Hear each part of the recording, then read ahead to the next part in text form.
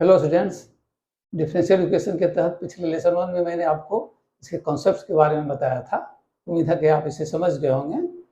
आज मैं आपको लेसन 2 में बताने जा रहा हूँ 3 इंपॉर्टेंट टॉपिक्स के बारे में जो इससे रिलेटेड हैं। तो आप देखें व्हाइट बोर्ड को। तो पहला है solution of differential equation, second है general solution of differential equation, third one है particular solution of differential equation. तो एक एक करके इसे हम समझते हैं। पहला है सॉल्यूशन ऑफ डिफरेंशियल इक्वेशन। तो इसे समझाने के पहले मैं एक चीज़ आपको बताना चाहता हूँ कि आप क्वाड्रेटिक इक्वेशन सॉल्व किए होंगे, तो इसका जो सॉल्यूशन निकला होगा, अगर उस वैल्यूज को सब्स्टिट्यूट करेंगे एक्स की जगह, तो वो इक्वेशन को सेटिस्फाई करेगा। यहाँ भी वही फंडा है। तो आप देखें, a function of the form y equal to function of x plus c which satisfy given differential equation is called its solution. कहने का मतलब है कि कोई भी गिवन डिफरेंशियल इक्वेशन का सॉल्यूशन यदि y equal to f x plus c के फॉर्म में हो, तो ये जो सॉल्यूशन है वो उस डिफरेंशियल इक्वेशन को सेटिस्फाई करेगा। सेकंड है general solution of differential equation. तो let a differential equation of order n be given, मतलब कोई differential equation of order n दिया हुआ है, then if its solution contains n arbitrary constants it is called general solution of differential equation. Third one है particular solution of differential equation. तो आप देखें, if we can give particular values to the arbitrary constant in the general solution of differential equation, then we get its particular solution. अब इसे एक solve example के माध्यम से समझते हैं। अब देखें, मैंने एक क्वेश्चन सॉल्व किया हुआ है। तो क्वेश्चन है verify y equal to E to power x into close bracket में sine x plus cos x is solution of differential equation second order of differentiation minus 2 into first order of differentiation plus 2y equal to 0। कहने का मतलब कि ये जो differential equation है इसका solution ये है, तो ये जो सॉल्यूशन है ये इस क्वेश्चन को सेटिस्फाई करेगा, ये हमें बताना है। तो हम सॉल्व करते हैं।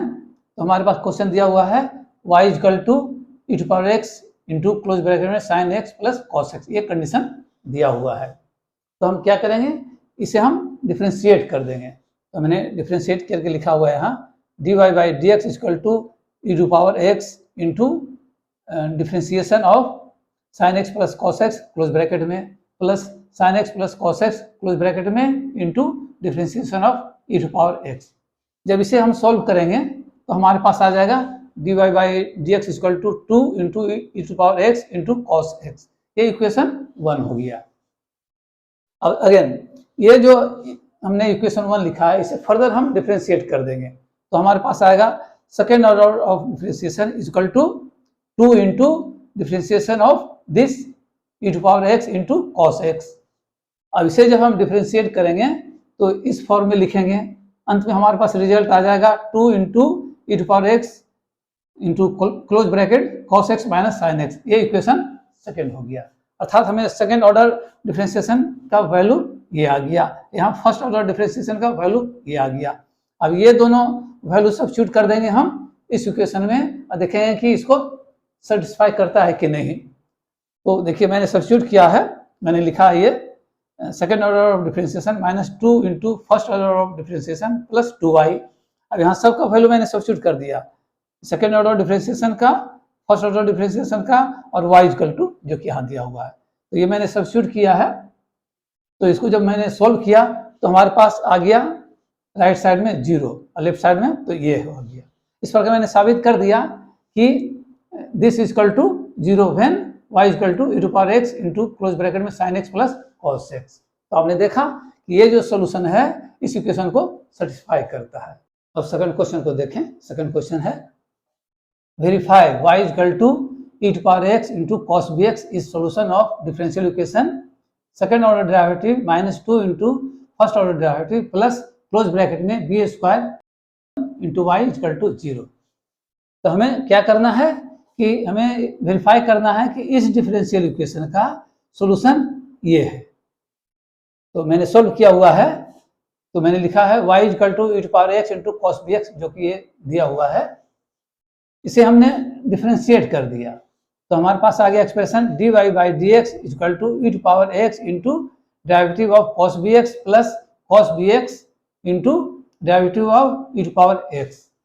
अब इसमें हमने इसको और इसको डिफ्रेंशिएट किया तो हमारे पास एक्सप्रेशन आ गया dy by D x equal to minus B into E to power x into sine B x plus e to power x into cos B x.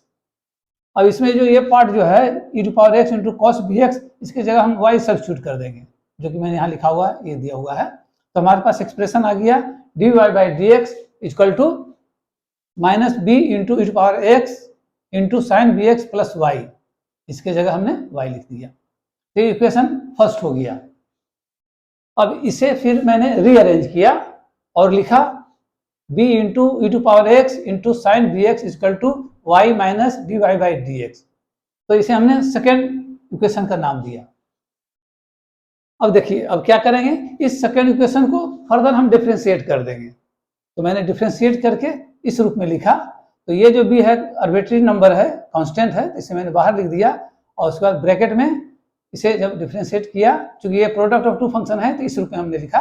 तो हो गया e to power x into derivative of sine B x plus sine B x into derivative of E to power x, और ये वाला part हो जाएगा equal to d Y by D x minus second order derivative. अब इस जो expression, ये जो एक्सप्रेशन है, इसमें इसे और इसे डिफ्रेंशिएट कर दिया तो हमारे पास एक्सप्रेशन आ गया b square into E to power x into cos B x plus b into E to power x into sine B x equal to d Y by D x minus second order derivative. तो ये हमारा third equation हो गया। अब देखिए लाल से मैंने लिखा हुआ है we have y equal to E to power x into cos B x, ये वाला चीज। उसके बाद हमारे पास सेकेंड इक्वेशन भी है, ये सेकेंड इक्वेशन है।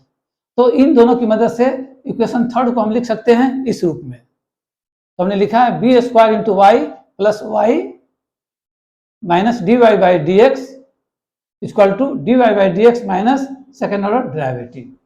फिर इसे जब मैंने रीअरेंज किया तो हमारे पास एक्सप्रेशन आ गया second order derivative minus two into first order derivative plus close bracket में b square plus one into y equal to zero. इस प्रकार मैंने वेरीफाई कर दिया कि इस डिफरेंशियल इक्वेशन का सॉल्यूशन ये है इस रूप में। तो अब इसे जब गौर से देखेंगे तो पाएंगे कि ये जो डिफरेंशियल इक्वेशन है इसका जनरल सॉल्यूशन ये है। इसमें b के जगह कोई वैल्यू सब्स्टिट्यूट कर देंगे तो ये जो सॉल्यूशन है वो पर्टिकुलर सॉल्यूशन हो जाएगा। मान लिया कि b की जगह 1 सब्स्टिट्यूट कर दिए तो ये हो जाएगा second order derivative minus two into d Y by D x plus two y equal to zero, और यहाँ पे हो जाएगा b की जगह 1 तो y equal to E to power x into cos x. तो आप देखिए कि पहले जो दिया हुआ है वो है जनरल सॉल्यूशन है, और जब मैंने b की जगह कुछ पर्टिकुलर वैल्यू सब्स्टिट्यूट कर दिया तो डिफरेंशियल इक्वेशन भी चेंज हो गया और उसका सॉल्यूशन भी चेंज हो गया।